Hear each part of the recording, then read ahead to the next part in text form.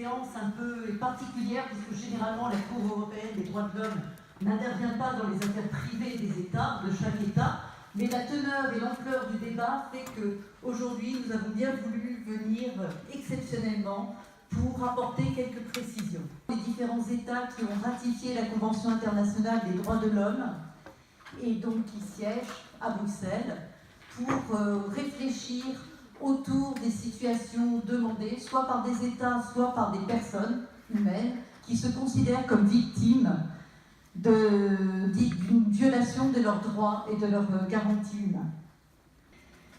Je vous rappelle que à plusieurs reprises dans les arrêtés, la CEDH a rappelé que le droit à la vie ne donne pas un droit à mourir.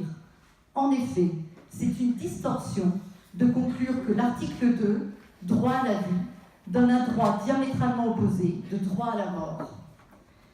Effectivement, les articles 8 et 9 de la Constitution internationale du droit au respect de la vie, que sont le droit au respect de la vie privée et de liberté de conscience, amènent à se poser la question du choix de la personne. Nous sommes particulièrement sensibles à ces deux articles-là, vous aussi, puisqu'en France, les lois de 2002, que ce soit dans le médico-social, que la loi de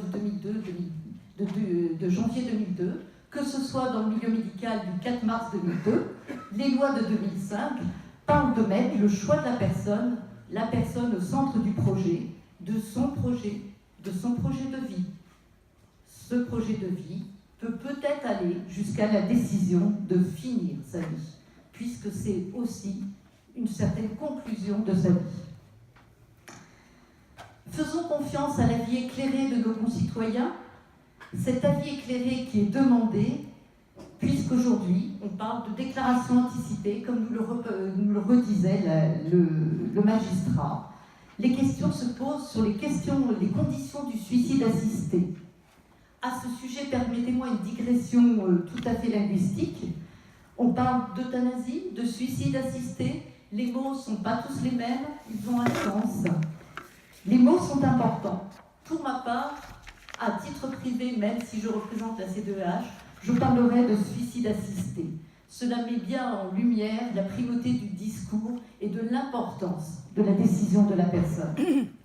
Nous pouvons invoquer, au nom du choix des personnes à décider de finir leur vie, l'obligation positive qui consisterait à obliger les États à cautionner des actes pour viser à interrompre la vie au nom de l'article 3, interdiction des traitements inhumains et dégradants. C'est l'article 3 de la Convention internationale.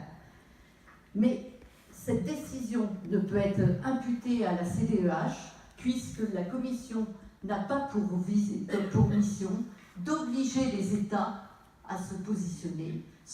Elle ne prend acte que des décisions des États quand ils ont décidé entre eux de négocier. C'est donc cette décision du suicide assisté qui ne peut être qu'une décision éthique, mais une décision politique au vrai sens du terme, c'est-à-dire de police, la vie de la cité. C'est donc une décision de la démocratie qui, en France, je vous le rappelle, est pour l'instant l'une des choses phares de toute l'Europe. Je renvoie donc la responsabilité à vous tous, citoyens, mais particulièrement au gouvernement que vous avez élu, pour présenter et confirmer ce projet.